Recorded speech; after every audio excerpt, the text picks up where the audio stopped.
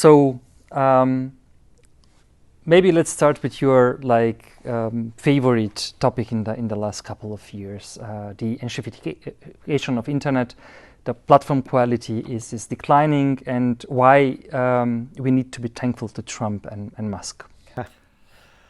So enshittification is the process by which platforms get worse and worse over time. There's a kind of normal life cycle that they go through, especially when they're not disciplined by regulation or competition, where first they need to lure in end users, and so they offer them some kind of very good deal, but hidden in the deal is some way to lock them in. Maybe they go onto social media and all their friends pile in as well, and then they like their friends, but maybe they don't like the service, but because that's where all their friends are, they can't leave. Or maybe they buy a bunch of media from an app store or an online store that comes locked to the platform through digital rights management. However, they can get people locked in. They lock them in. And once they're locked in, they can maltreat them. They can take away some of what they've given those end users.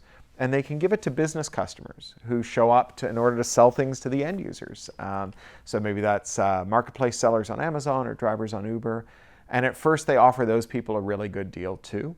But over time, those business customers get locked in, and then they can withdraw the surplus from those business customers, give them a worse deal, and they can keep all the goodies for themselves. The platform can keep all the good stuff for themselves. And so this is why, the web is worse than it used to be. This is how we ended up with what Tom Eastman calls an internet of 5 giant websites filled with screenshots of text from the other 4. And the answer to how we throw this into reverse is, on the one hand, we have to restore competition. We have to stop companies from buying their competitors. We have to stop them from doing anti-competitive pricing and other anti-competitive conduct. But we also need to limit their ability to change the rules of the game, to deceive end users and business customers about how they're getting paid, about how the service works, about what the rules are. We have to let those business users and end users, we have to let them challenge those rules directly by reverse engineering the apps, by making alternative apps and so on.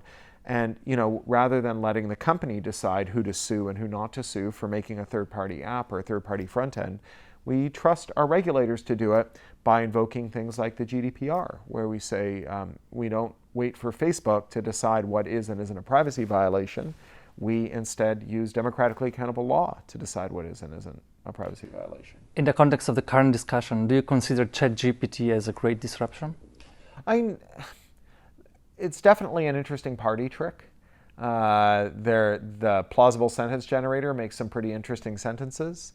I have yet to see ChatGPT do things where I am worried that something very important is going to go away, something that human beings do really well. I think there are a lot of things that human beings hate doing that ChatGPT probably does equally well. Like if you have a recipe website and you want to make sure that it's the top of the search results, and so every recipe for an omelet has to have a 2,000-word essay about the first time you ate an egg, maybe we could get ChatGPT to write that. I mean, it's socially useless activity that nobody enjoys engaging in.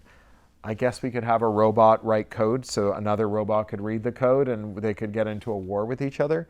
But I've yet to see anything where I'm like, oh, that's a great novel that ChatGPT wrote.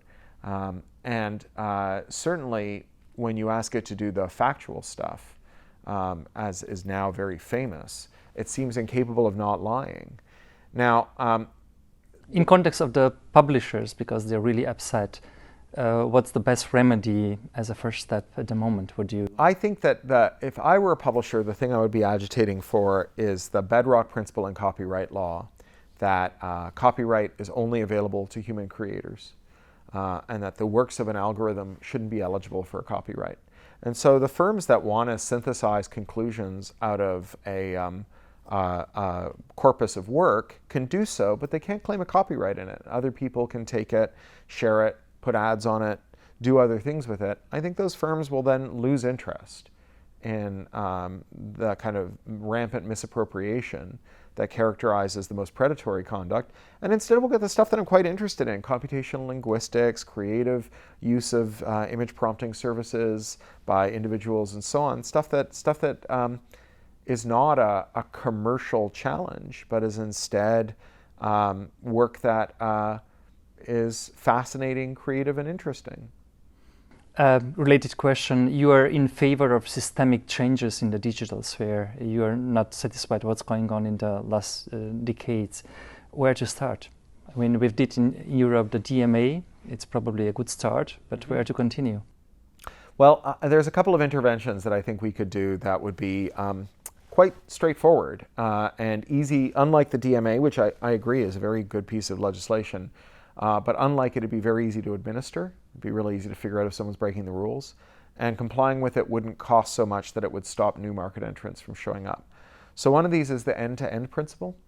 The core of the internet, the idea that made the internet instead of just the phone company, is this idea of end-to-end, that the job of a carrier is to take data from willing senders and deliver it to willing recipients as efficiently and quickly as they can and as reliably as they can. This is what makes the internet instead of the phone. And when we talk about it on the internet, we call it net neutrality. We don't have that principle at the service level. If you are a media company that has 1 million subscribers and you post an update, your subscribers won't necessarily get it. The social media platform decides not to show it to them, even though they asked to see it. If you have a newsletter with 1 million subscribers and you send it to them, it's going to end up in the spam folders of your Gmail and your Apple Mail readers who double opted into it. Even if they take it out of the spam folder once, it's still going to end up in the spam folder the next time. If you are a seller on Amazon who lists a part number faithfully and accurately, and a buyer comes along and searches for that part number, they're not going to see that at the top of the search result. They're going to get 5 screens of sponsored results before they reach your item. So we could just say, look, as a platform, you have an obligation to connect willing senders and willing recipients. If someone has transmitted data that someone else wants to see, you have to deliver it. It'd be really easy to figure out if it's happening.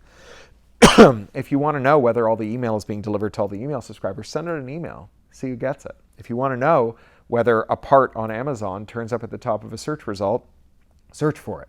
And if you're a new market entrant, if you're a startup building an e-commerce platform or a search engine or an email service or a social media service, you don't need to do any extra engineering to be end-to-end. These services start end-to-end. All the things that break end-to-end in order to create value extraction, they're extra engineering. And so you're not telling new companies that they have to find a bunch of money. Instead, you're just saying if you're going to spend money on ways that make your service worse at the expense of your suppliers and your end users, well, you're going to have to spend enough money to make sure that it's kept honest. Among the politicians, we're talking a lot, especially when it comes to the global competitiveness.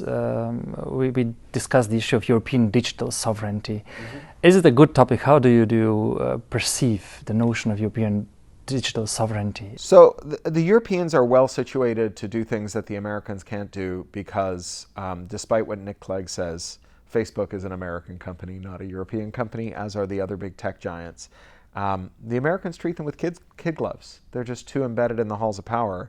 And so, yeah, we could definitely have a European environment in which the union curbs the most predatory conduct of the large American firms and opens a space for European firms. And I think it makes sense to do it. I mean, we saw with the Snowden revelations that the Americans don't just treat their digital firms as a source of soft power abroad. They also treat them as a strategic asset for acquiring the signals intelligence of whole populations, including their elected leaders, including of so-called friendly nations and allies, including Germany.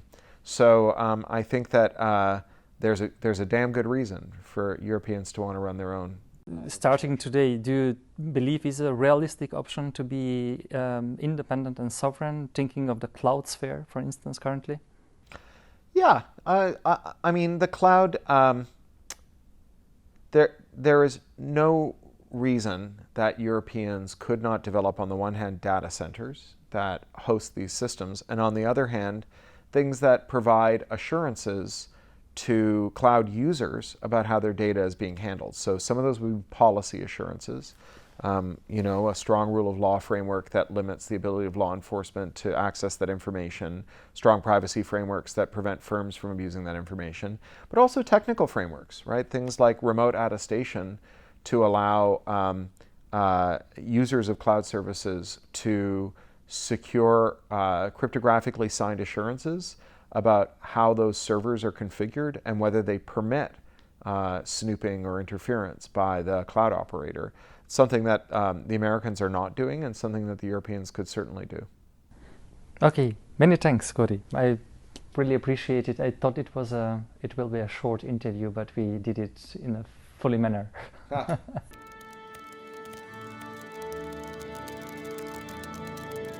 Die politische Meinung. Neutral geht gar nicht.